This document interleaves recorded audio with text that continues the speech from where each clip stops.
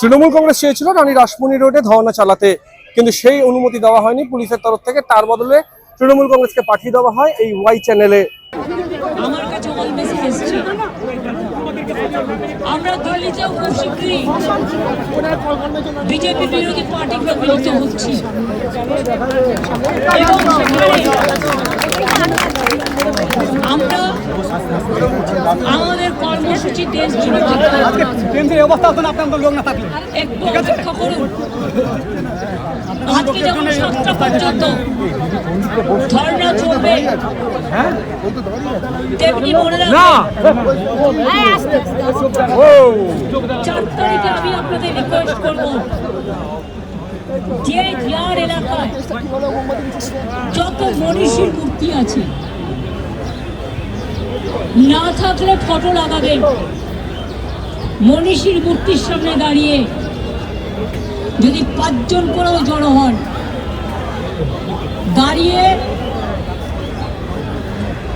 শৃঙ্খল বন্ধন করে মূর্তিটাকে ঘিরে মাল্যদান করবেন এবং প্রতিজ্ঞা করবেন, শপথ নেবেন, জীবন দিয়ে এই যুদ্ধ আমরা লড়াই করব। জয় বাংলা, জয় বাংলা।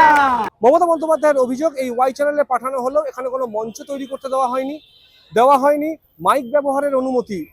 তার ফলে একটি হ্যান্ড মাইক নিয়ে বাস স্ট্যান্ডের মধ্যে দাঁড়িয়ে মমতা বন্দ্যোপাধ্যায় তার কর্মসূচি চালাচ্ছেন, তার বিক্ষোভ কর্মসূচি।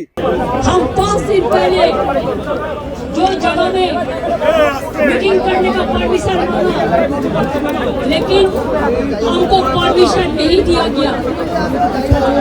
हमको स्टेज बनाने नहीं दिया, हमको